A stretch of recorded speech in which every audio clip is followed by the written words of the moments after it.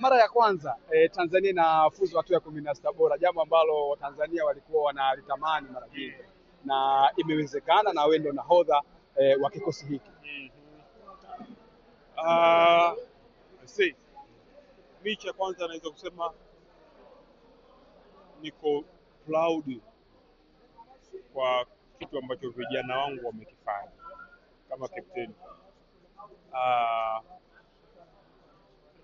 Yani kuna muda nilikuwa mpaka nahisi vinyweleo vinasisimka kwa mpira ambao walikuwa wanaucheza kiwanjani. Ni furaha, ni fahari, na wanatakiwa wakijue hichi kitu popote watakapokuwa. Ni rekodi ambayo inaenda kuishi muda mrefu, ndio.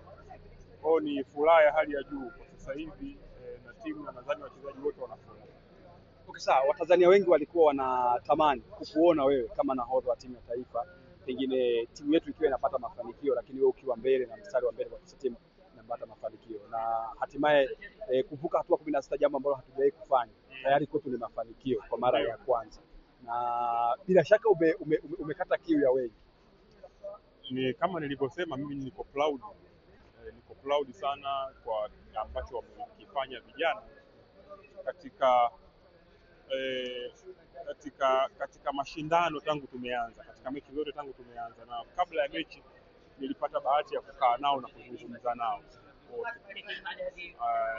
Na ambacho tulizungumza wameenda kufanyia kazi kwa asilimia kubwa sana. Ndio maana nasema I'm proud kwa kiwango kikubwa, kwa sababu ukiwaondoa tu kuwaongoza ni vijana ambao wako tayari kupambana.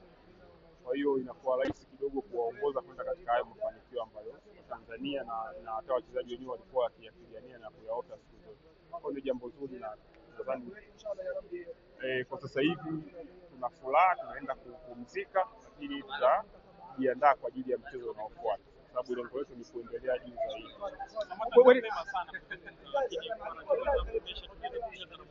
Ndio. Tunatambuana katika mchezo ambayo bila naona itakuwa ni mechi ya ugumu na urahisi kiasi gani? Itakuwa mechi ngumu sana. Nadhani itakuwa mechi ngumu sana. Ukiangalia Morocco ni kwa sasa hivi Afrika ni moja ya timu tatu bora kwa timu yao ya taifa. Kila mtu analifahamu hilo.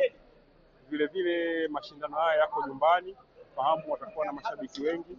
Ni mchezo ambao utakuwa mgumu, lakini sisi tunaenda kujiandaa kwa ajili ya kwenda kushindana katika mchezo huu wa 16 bora.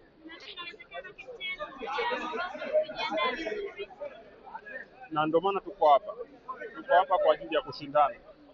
Kwa hiyo kila kitu ambacho kinahusu mchezo wa mpira wa miguu kinawezekana. Tuko hapa kwa ajili ya kujiandaa kwa ajili ya kushindana na Morocco.